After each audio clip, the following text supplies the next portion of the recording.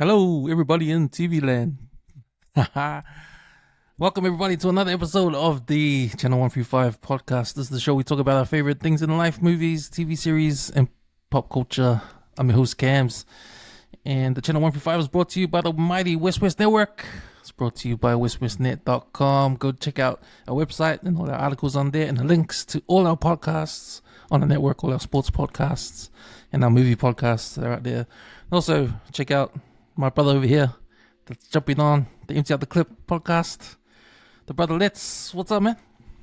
So, producer Cams, man, it's good to see you. Yeah, it's good to see you too, man. It's good to have you on this Channel 145 when the show suits you, because you're a big fan of the show, the Tulsa King. And we are here to break down.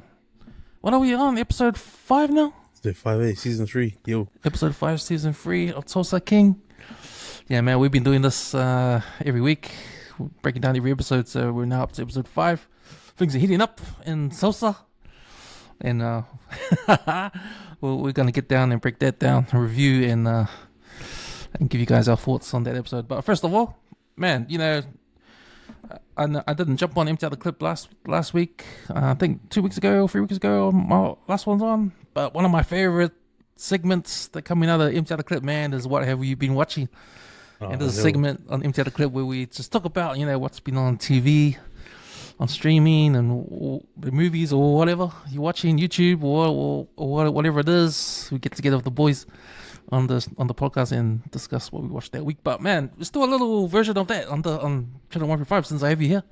Oops. Yo, So yeah, man, what have you been watching?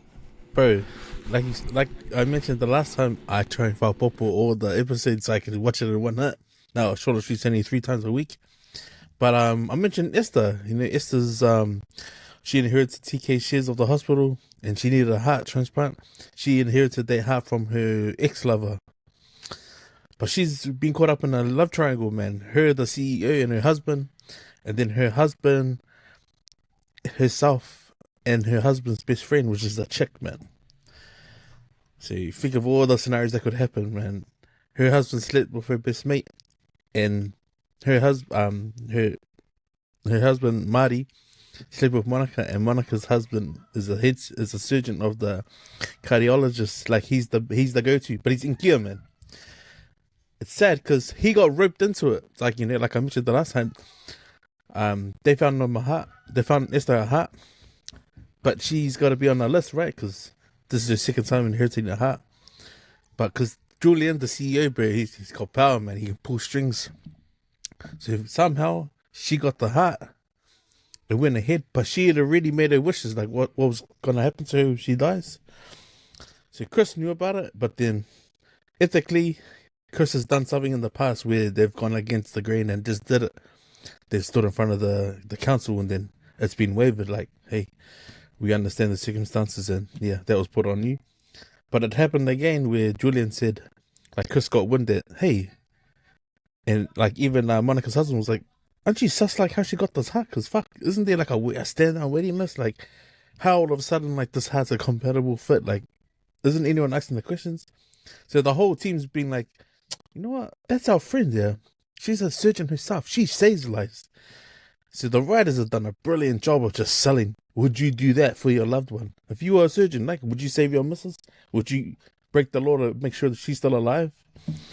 So, yeah, Nazim and Monica have had this thing about because she's infertile, she can't get pregnant. But he's Indian, right? And he wants to have kids.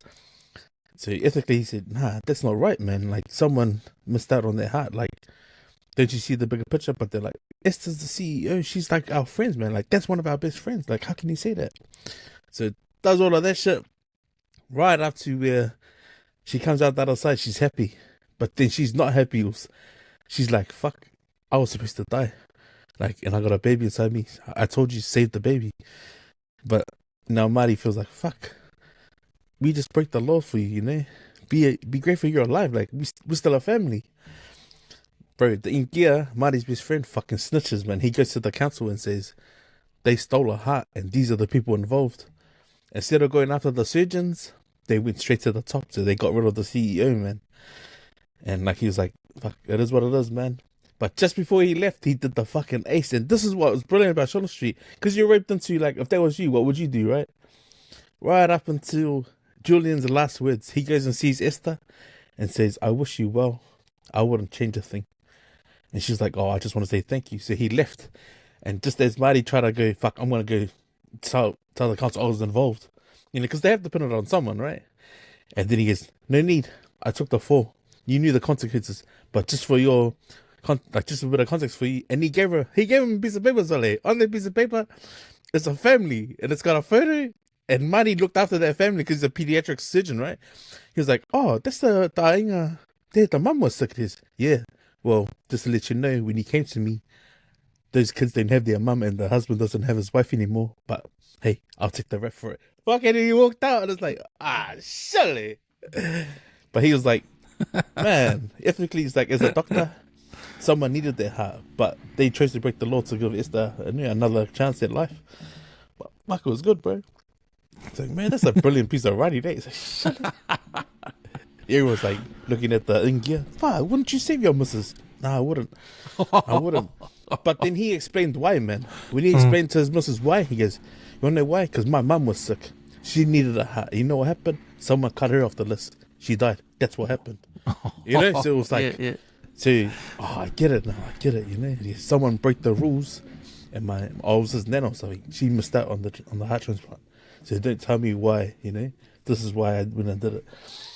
But I was like, fuck, Charlie, man. It gives you every angle way. I was like, all right, Charlie. Man, I'll show the sheet.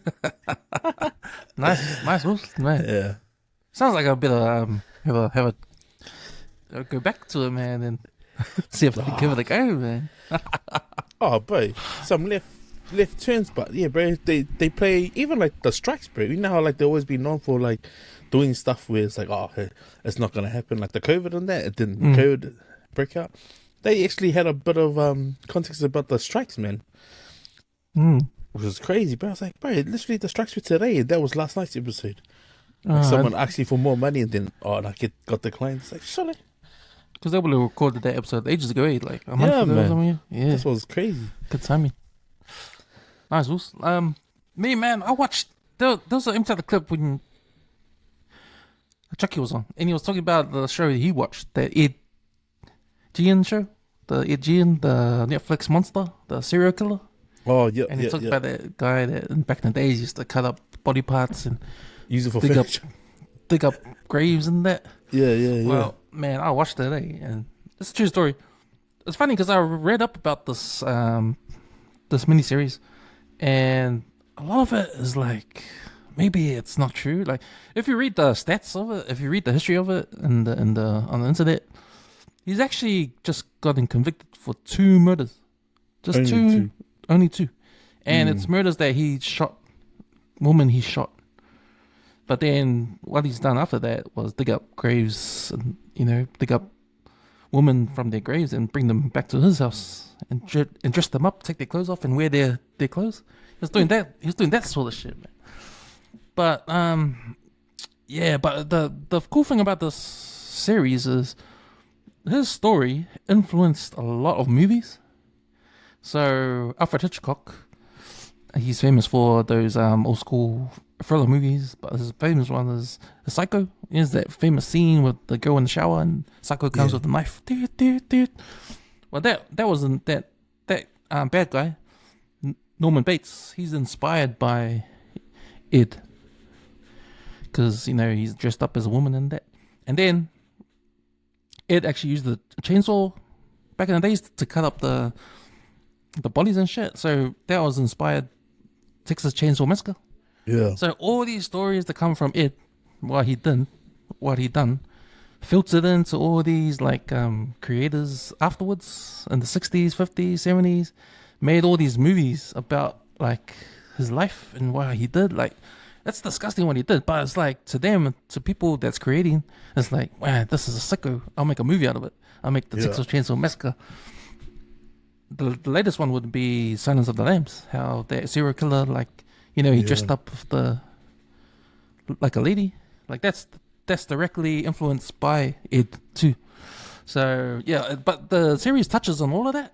It flashbacks doesn't flashback, but it goes forward in time and it focuses on these movies that were influenced by him. So that's the part I really enjoyed, that part. But man, like some of the scenes, man, it's over the top, like really like disgusting scenes. Like you can't imagine. These fucking Balangis are sick, man. But we've said it on Empty Out the Clip, man. If they made a movie about it, it probably was inspired by something that actually happened, man. Fuck. Yeah. So, but the miniseries actually brings that out, brings all that influence out. What his life, what his actions have done to like film, pop culture, and all that kind of stuff. And yeah, it was an interesting take on all of that. Yeah. So it's pretty sick kind of content, eh? Like some of the scenes. They show like real hard to watch stuff on there. Even sexual stuff is like, I'm just feeling in my head like fucking Balangis, man. Always dirty cans, eh? But yeah, man, that's Monster Ed Gein on Netflix. That's what I've been watching. Bit left field from Shortland Street, but but yeah, man. So we are here to talk about Tulsa King, episode 5, that dropped last week. So episode 6 will drop this Sunday. If you're in New Zealand, it comes on TVNZ Plus, 9 o'clock, I think it drops every Sunday. And Paramount Plus if you're in the States. So yeah, man, it's Tulsa King. We're going to talk about it now. We're going to spoil it. So if you haven't watched the episode, I suggest stop this podcast right now. Go watch the episode. Come back. Listen to us break it down. We are about to do the channel 1 through 5 episode recap. Spoiler alert! Spoiler alert! Spoiler alert! Spoiler alert! Alright, episode 5, On the Rocks, directed by Joe Chappelle, written by Ed Gein and Sylvester Stallone. Dunmire meets privately with Attorney General and organizes secret interference on Dwight and Bevilacqua's operations. Dexter Deacon calls Dwight, insisting on a meeting the same day at the Bread to Buck. Dwight initially refuses, but Musso insists that he goes ahead.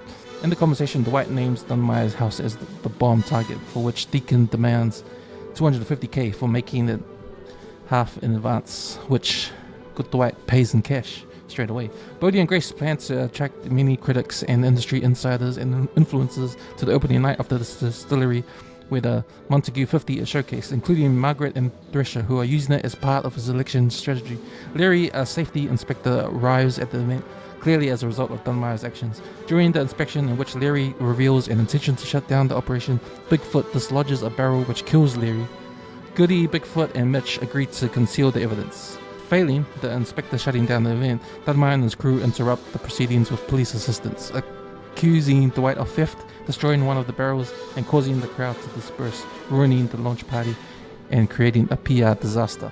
Bevilacqua visits Dwight at home, reveals he is aware of Dwight's meeting with Dexter, whose identity he does not know, and questions Dwight's loyalty. He is later arrested by an armed response unit. Man, this literally shows the hardship of having a double life, huh? If you're in the mob.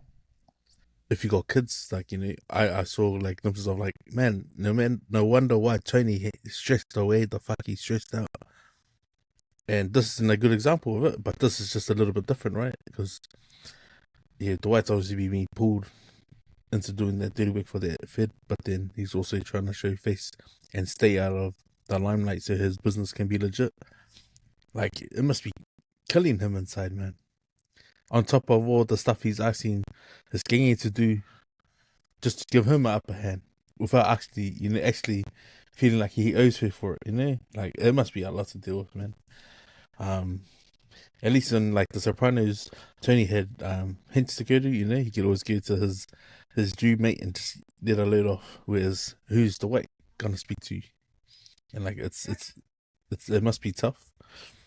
But yeah, I think the ending of this episode was pretty good, man. I thought, fuck, when you're in, like the saying, when you're against a rock and a hard place, like that's literally this episode, eh?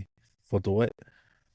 Because where does it go to after this, man? Like everything we spoke about the last episode, we were thinking, oh, maybe this will happen, but where to from here? Yeah, you're right, man. It's this episode for me, man, it was great. It was a great episode, and it sort of made up for the last episode because the last episode for me really deflated the build up from the previous episode to that, because when we wanted to know after Dunmire stole the booze, like we were ready for war. Man. What are we gonna do? What are we gonna do? Sort of got deflated because they took Dwight away. Dwight had to go far away to talk to that bomb dude, and then everyone was on what's his name's ass? The black dude, what's his name? Tyson. He was learning his lesson slowly, and then they just grabbed the 50 back just like that. It was like easy. So sort of like for me, like, oh yeah, oh what? But this episode sort of brought the action back. Now it's like more at stake now. Like, we always knew about this. They're gonna market the 50. They're gonna get the 50, bottle it, and market it, try to get all that money, because they're talking about millions of dollars here, right? And this episode showed you how much the stakes are. Because now you got New York knocking on the door. New York's like, because of Vince, the big mouth, he tells Quiet Ray, there's a name of Quiet Ray, about the booze, the money that's about to be made from the booze. And Quiet Ray rings up Billy, and sort of in a way, sort of making Billy realize that we know about this booze thing. Like what do you say? If you ever need any help, I'm here. Yeah. Just in case, come over and do over on Dwight. Hey, those ones sneaky. But then it was funny because that was the end of the last episode when he was talking to him Ray in the car, and then I thought that there was going to be a double cross. But then the beginning of this episode, we show Billy, and he's sort of like, because Vince, he rings him up, remember? Yeah, while he's riding his horse. And he's sort of like, what the fuck do you want? Like, no, don't try and do a deal with me. Like, I got my business with Dwight, man. Don't try to, do those ones.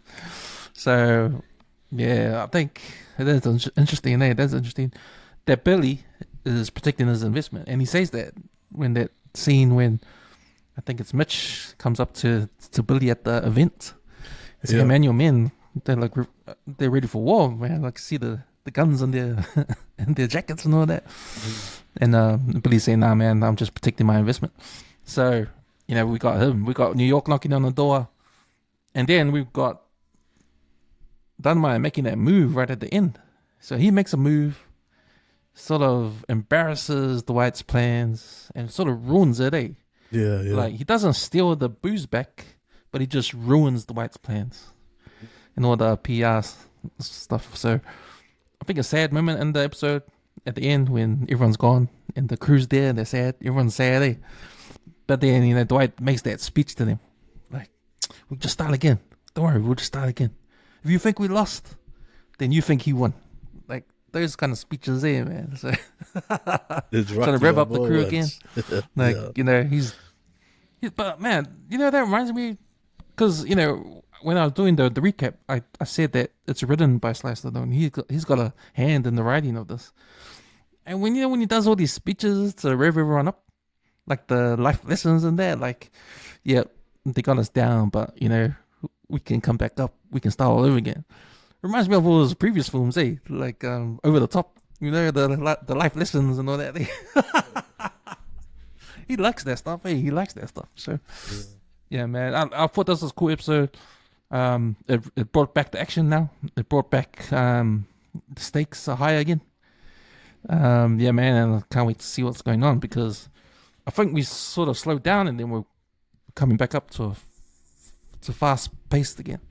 Had a little bit of violence with that health inspector. He gets killed. That was a funny scene. We'll talk about the scenes later on, but yeah, man, I enjoyed this episode. A lot of life lessons in here, because there's the other scenes where Dwight's talking to Tyson in the car those two times about life and that, being the man, and those kind of fatherly son advice kind of things, eh, man? Yeah. So that's crack up too. But yeah, man, this is a good episode. What was one of your favorite scenes, bro? Probably the ending scene, bro. the Indian scene, and also when Dharma showed up with the cops and that, like, fuck, that was crack up. Like, I was like, fuck, I was mad, man. I was like, angry at him, man. You fucking ugly cunt. Especially when he says to Cole, you know, he gets when he's like trying to prepare him, he's no, just don't even do that. And I just need about 8 men. And don't ever think when he said him, don't think too hard. Like, don't think, just 8 men that will do. Because Hunter says he's like, with 8 men. Then he's sitting in the office with that guy, hey, telling them, hey, you need to send one of your inspectors over there to shut that party down. Like, fuck this guy, bro. And then, like, you know, out of nowhere, just when they just, you know, Cleo does her speech and that, and it's like, damn, shush, she's started, you know?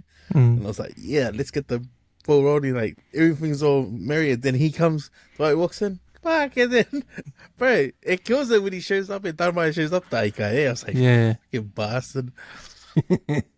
But then even to, you know, chop their drum open as well, and say that he, you know, that's his, you know, this is the proof here. Like, fuck this guy, bro. But yeah, it would be that scene and probably the ending. Just when Bill shows up to the White Sea, and then he pulls the gun on him. Like, he's actually, that's a legit question, eh? It's like, if the shoe was on the other foot, you would ask the same thing, yeah. And he pulled the gun on, you know, you're lucky to be alive. It's like, fuck it, because the older way probably would have whacked him, eh? Or even if, just to even suspect that something sleazy, like sneaky is happening, like, you know. But that's the indicator there, though. When you show up to someone's house in the middle of the night, and it's like a phone call's not gonna cut it, right? It's like, you gotta make sure. It's like, you know, he's just trying to make sure that he gets to what his cutting's worth, you know. But, I like that last scene when they had their talk, because you know, up to that point, like, you know where Billy's coming from. Like, man, he's just doing what. Man, he shook his hand. He's getting 7%. He made the deal. He's a business partner. He's a 70% business partner. You'll be entitled to know, eh? So he had every right to come over. Man, something's going on. You know, he's all about protecting his investment. He goes over to see the White, and that thing happens. And you're right, man. Like, Billy, at that, whatever he said, everything he said at that scene, he had the right to say whatever he had to say, eh? And that's why when he left, the White was angry at himself, eh? Because he pulled a gun. Because he knew that Billy was right, eh? Yeah. And what he did was show Billy he was right about being suspicious, eh? Because he said, because when you put out the gun, you think I'm a rat. He went, hey, man, I didn't say that. You said that. Hey. Yeah. But that's it, man. That's all of the White's stress, you know? Yeah. Too many things going on in his head, he can't think straight. That he had to resort to fucking pulling out his pistol. Like, fuck, what are you doing, bro? The general should never crack like that, you know? Man. Yeah. So that's why I was like, fuck, that scene's good. But then, the other thing is like, because we don't remember it, eh? Because I think the White was just on a call. And just the research guy said it, rang him straight away. Hey, what's this? And he's, what the fuck? Then he clicked, bro, his phone's being tapped. Yeah. So he's listening in. So there was no snitch. Like, there is no one, I don't know, giving information. It's just that they got his phone. So as soon as he got off the phone, after getting their call, it's like, well, what happens when Bill drives down the road and he gets at the lights fucking and they raid him? And it's like, wow, fuck. Yeah, how sus does that look, man? Yeah. So our theory about Musso being a lone wolf might not be right, eh? Yeah, well, not after this, nah. If not after those guys came with the guns, eh? To arrest Billy. Yeah, man, and that's why this episode was cool, because it brought back all the stakes are high again. Yeah, like when they stole the 50 back, it's like, okay, back to normal, like now we're back to square one. But nah, it's not. It just built up more ammo for Dunmire to come back. Because when that last episode when Dunmire said, man, you can take it, but man, I got heaps of ways to get it back. Like, don't worry about it. Man, that guy is fucking strategist, strategist, man. And he's got power, because he's got all the council people and all that, the mayor's office or whatever. The mayor, fuck. Don Corleone was a powerful man, bro. Like, this is the fucking guy vision of fucking that dude, Fuck. But you know what's funny is that he was like Yeah, and that's from the Attorney General. When he walks away, he goes, "You can't say that shit." Like, you know, he's like, "This is from the Senate office, man." It's like, what the hell? You can't, bro. We can't do that. It's like, nah, too late. You fucking make it happen. Yeah. Yeah. Because that council guy was angry. Because I don't care. You make it go away. And it's funny. The parallel is that because now Dwight's trying to get into politics with Cal. So Cal comes to the party too, but he doesn't want to be there. And when he shows up, he sees all the gangsters there. He goes, man, don't take photos of me. I can't be seen with these guys. But yeah, other things I want to touch on is one of these scenes with Dwight and Tyson. So it's funny when they were driving in the car, and I was paying attention to that scene because, you know, Tyson was asking, "How do you be the man?" or "How do you know if you're the man?" You know, what was Dwight saying? It's like, you gotta be valuable to other people. Yeah. I didn't quite listen to what he was saying. I was trying to. Yeah, I just thought that the conversation was off, especially when, like, it was like he was gaslighting him a little bit. Eh? He was, well, you can't see what I see. Like, almost just like, it was a bit cheesy. Yeah, well, because Tyson was saying, "Well, man, because I fucked up and I'm weak," and that. Well, and Dwight was saying, "Well, you know, if you think that, you will be that." Yeah. Right? And he goes, "Yeah, but I fucked up." And he goes, "Everyone fucks up. Everyone makes mistakes. That's how you bounce back. You learn from your mistakes and don't do it again." Yeah. You know? So it's like those another over the top moments, eh? In the script. And it was funny, like, there was a scene in the beginning where I think Dwight's at Margaret's house and they just slept together. But they're in bed, but outside, Tyson's waiting by the car, and he's outside doing selfies to himself in the car. I thought that was funny because, like, that's Tyson, eh? Like, this guy doesn't even know how to be a gangster, eh? He's just, like, in it for the fun of it, eh? Like, it's dangerous in there, but he's, like, acting like it's, like, a fun thing to do. I think Brody showed his class in this episode, just with his calm demeanor, eh? And, like, not to panic, not to show that you're flustered.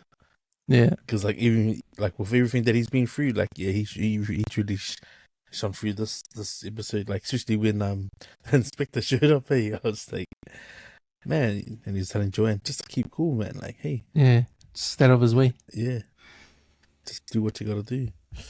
That's cool. And then they go to Billy and who's the other guy? Dennis. And they go, "Who's that guy?" And Dennis goes, "Oh, he's the health inspector." "What's he doing here? Shall we get rid of him?" And Dennis goes, "Oh yeah, how are we gonna do that?" Yeah, fuck. But yeah, that's another. You remind me of something else as well. It was like when you're done, like, in the most Italian films that we see, like even The Sopranos, like, you would never see Christopher and Paulie take Tony to see something that they've done, right? But, like, they will quick to be like, "Oh, you're gonna have to see this." It's like, he doesn't need to see it. Just get rid of him. Like, he doesn't even need to know, right? But the inspector, like, what do you have to get shown for? Yeah. So it was easy. It was like, just get rid of him. That's it. But then they were like, "Nah, it was an accident. That's what happens when you sleep around in the middle of the night. Let's go." Yeah. It's like, we'll let Bodie find him in the morning then. yeah, sad, man. I was like, fuck, these guys, right? But even, what's his name? Bigfoot, eh? When he's good. I don't know, I just wanted to scare him. Yeah, that was pretty funny though, when he did that. Like, I thought they were going to do like a near miss or something. But then when his brains, like, when his skull was crushed, I was like, "Oh, fuck, that's like too much, man." I was like, I don't know what's gonna. But this is showing Dwight, like, he doesn't really get annoyed at his crew, eh? I think he thinks that his team is loyal to him. Yeah. And I think he's been through all sorts of criminal shit in the past. Like, this is just everyday thing, eh? Like, you know what to do. Yeah. Like, if shit goes down. Like, how many situations he's probably been in like this, eh? Shit goes down and you got to deal with it, eh? Yeah. Oh, man, just get rid of the body. Or, there's no witnesses? Or just, don't worry, leave it here. Let someone find them. Say it's an accident. Bro, but honestly, at this point, bro, Dennis is showing lots of signs of Christopher, bro. Fuck. You know when he shared out to I see is I was at the Montague the funeral when he showed up with that massive ass flower thing. The horseshoe? Are you serious? Oh, yeah. It is. Yeah. The fucking like other things. It's like, bro, this guy, man. To take it away, you need to take it away. The other scenes with the bomber dude. Man, what's gonna happen there? Because now we know that Dwight's using them to blow up Dunmire. But that was funny, man. And that's why he was quick to give him the 250K. Man, he just walked over, opened the door, in the safe, grabbed the money, 250K right there.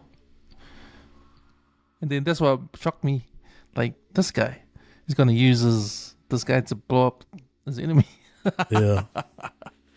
I must have missed that. I must have missed it. But that's cool, dude. Yeah, so he had to meet that guy because that's why he had to leave the event to deal with that guy. Oh yeah, oh yeah. Because Musso rang him, said when he told him to take the meeting, he take the meeting. He goes, now I've got something will do tomorrow. Then he rang him back. Yeah, he's like, take the meeting now. Oh, true. So he's planning to make do a job for him. And then he went there, right? Because because the FBI wants him to. He goes there and meets him, and he asks him, "Oh, here's the target," and it's Dunmire. Blow him up. But then that's when it was revealed at the end, when Billy told him he had him followed. Yeah. So they saw him talking to this guy. They don't know. Yeah. So that's why Billy was suspicious. Like, man, you're greedy. Remember how he said, "You're greedy. You're making all these side deals." I don't know, who's this guy? So yeah, man, interesting episode. I guess not much happened there in this episode, eh? Nah, I mean, yeah. In terms of like just going from losing the Elks, getting it back, carrying on with their plan to bring in all the buyers, and the distributors. We pretty much haven't seen anything apart from Dunmire showing his hand by saying, "Hey," making Dwight look like he's crooked. Yeah, that's all you sort of got out of it, There was when Dunmire shows up with the cops with his men, and Dwight just got there, eh? Yeah. And Dwight is like, man, that's the first time I've seen Dwight vulnerable. Like he's walking towards, he's walking. What are you doing? What are you doing? Like, what's going on? What are you doing? Like, this is the first time I've seen him powerless, eh? Yeah. Powerless.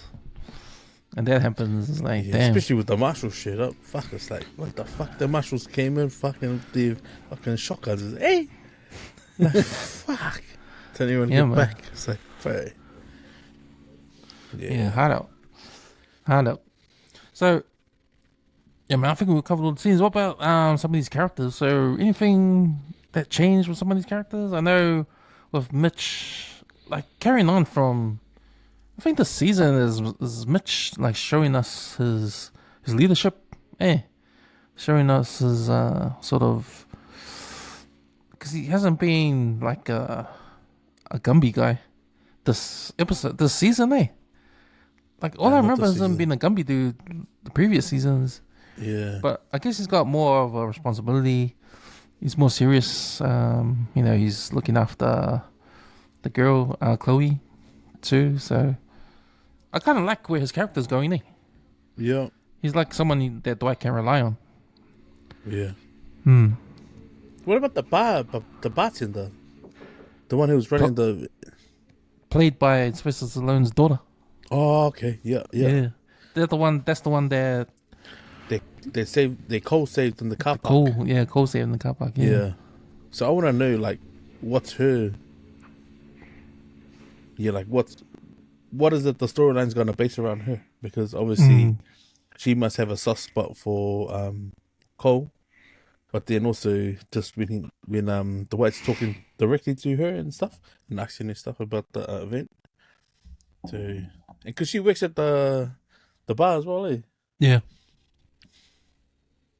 Yeah, that's right. So there might be something there. You might have an inside man, inside person. Later on. I also think that I think there's gonna be a conflict between him and his dad. I think we've seen his dad put him down all the time. Like, he's gonna have to overcome that somehow. I think for a lot of these kind of stories, when the old man or the bad guy, he's mean to his men, his henchmen. They sort of get sick and tired, and they kill him at the end, or like on The Brothers. Remember that movie? Yeah. The Brothers, because the boss was an asshole, the bad guy, and his men they turned on him, threw him in that hole in the ice. So I think there might be some of that at the end. Not sure, but yeah, interesting that Cole is not just a second guy, like the son of Dunmire, doing stupid things in front of his dad's eyes. He's something else is going on with the bartender girl. So it'll be interesting to see what happens there. I think in terms of the series and obstacles Dwight has to go through, like you touched on all the stresses he's got, man, you can feel it at that last scene, Like, but even when the marshals and done my shit up, man, even that scene, he was like, "Hey, what's going on? Hey, what are you doing?" Like, that pretty much showed like he can't be a gangster. Yeah, that's right. Imagine if he was like with a crew they were carrying, like the KC crew, they would have pulled, right? They would have got their guns out, like if he had just come with like his normal, like the 8 guys that Dunmire told Cole to show up with. It would have just been a full on shootout, but because there were the marshals, it was like, nah, can't do nothing. Can't do shit, man. Yeah. So Dwight hasn't come up against someone like that before. Nah. So this is So if we get to season 4, wonder what that bad guy's gonna be like, even worse. Every season the bad guy has to be worse and worse. Yeah, it's like one upping the guy the season before. Otherwise, because we've seen it all. Yeah, man. Not much of a story for Tyson in this one. I think he's learned his lesson from last episode, and he's just still trying to find his way. He has this conversation about being a man again. So that's who else? Who else got a character? Oh, I think this is I think with the relationship between Billy and Dwight, like we're seeing, what's funny? Like, these two are in business together. I don't know if they hate each other or they respect each other. They need each other. Obviously, KC's got the muscle. Yeah. They're in business.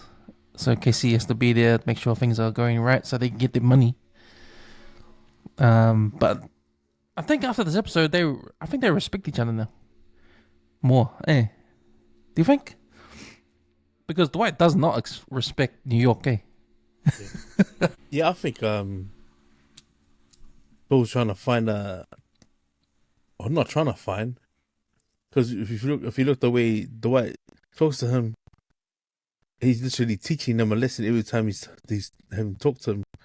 Like when like the drop off, when they did the money drop off, and he was, "Hey man, your guy pulled a gun on my guy."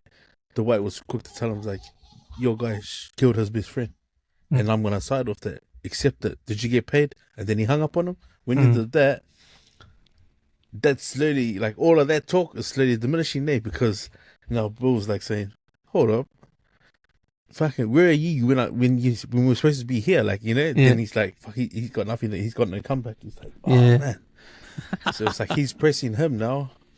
But then, because of that last scene, that's sort of like, it's done the 360, whereas Bill's doing what Dwight was saying to him almost. It's like, well, wouldn't you be sus? It's like, fuck. And he had the nerve to pull the gun out on him. It's like, man, you wouldn't do that to your partner, man. That's your business partner. Like, fuck, you don't do that. Especially when you're cutting someone in for that amount of money. Because you got to see him all the time, man. Yeah, but I think you're right. It's probably a mutual respect, and like, also, like, you just got to trust me on this. Because, I mean, when they went to go get the alcohol, it was like staged. It was like, that's the only time they were actually united on something, apart from the shootout from the last season, the ending one. Because Billy, he's a killer, Yeah, he loves. I think he's fucking trigger happy, bro. That guy. Yeah, he's From a the killer. last eh? episode. He's a killer. And the way he shot the New York guy, remember? Like just like that. Now we're Yeah. partners. But yeah, he's a killer, man. So it's funny, his ways. Like it was interesting when they were having that chat and Dwight was saying about New York, like about Quiet Ray. Like, man, that guy is scheming. He comes at you from behind your back. Hey, Yeah. he won't do it in front of you. He'll do it behind you, sort of thing. Whereas with Billy, like he's straight up. He's a more straight up guy. You know what's coming if you cross him. Yeah. If you do him wrong, you know what's gonna come. And he doesn't care. He'll kill you. So he's that kind of gangster. He's a cowboy gangster. I gotta say, I'm not used to these Italian mafias on horses, with cowboy hats and whatever. It's pretty funny. Yeah. Anything else on this episode? No, I just thought I had a question. It's like, I think now that we've seen that Dunmire's got the upper hand in this episode because the way he interrupted the launch. But what endings can we see going forward, like in terms of like the Ray stuff, the New York stuff, and whether the White can actually get the brewery off the ground, like the distribution. Mm-hmm. Like, of those two, like head to head, I want to know what Ray's angle is. Because if they can't get the brewery off the ground, then Ray has no reason to, to sort of butt in. Yeah. Because that's the key to the success of the money, is fucking the brewery has to get off the ground. I'm wondering, like, do they reach out to other sources inside the families to try and help them distribute? Or do they just keep doing it, just keep it between Bill and the White? Yeah, you're right. Because, that's interesting. Because we were talking about how each season there's a better villain. There's a more dangerous villain. And we might actually... The reason why we're seeing Quiet Bill in the background, or Quiet Ray, is because he might be the villain for next season. This is just his build-up. And like you said, like for him to be a danger, the whiskey has to get off the ground, or the bourbon has to get off the ground. Which would make... Quiet Ray step in, and so he might actually be the next villain for season 4. Oh, that's what I think now. Like you just reminded me, like, oh yeah, okay, I think that's the structure of it. We've seen bits of Quiet Ray because he's going to be the main guy, and that's interesting, because if it's just 4 seasons, the first villains was New York, and then we go into the bikies, and then the Asians, and now Dunmire. Maybe we come full circle and go back to New York. So New York is the main villains again. Whether they get Billy on their side and Billy does a double cross, you never know. With these mafia guys, like if there's a chance to double cross and you get out of it scot free, then they'll take it. If it means making more money. Well, that's what it is. The money is the. But then I don't know. You never know, man. Because I don't think. I think Bill's gonna show too much loyalty, because if he tries to go against Ray by himself, he's always gonna be kissing his hand, I don't think he does. I don't think he wants that smoke. But if he tries to do it with the White, it's a bit of a reach, because obviously New York will have more backing. But then, what if you saw a Dunmire, the White, and KC fucking unite and go against New York? You never know, You could see all this. You could see one of those ones. But man, every ending for each season, the bad guy or the villain has come to a brutal death. So I wonder what Dunmire's his death's gonna be, if he has a death at the end of the season. I wonder if they'll make it look like an accident and put it on the feds, eh? Yeah. Well, I wonder if the son will have a part. Yeah. Episode 5. Anything else? Did you want to touch on? Nah, I just want to remember what's the next one, because that's what I know. That's what I know. Like, because I mean the launch wasn't a success unless they come back and say to Dwight, "Yeah, man, we'll have some of it."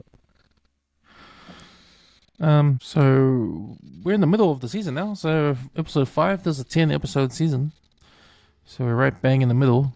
So next episode 6 is called Bubbles.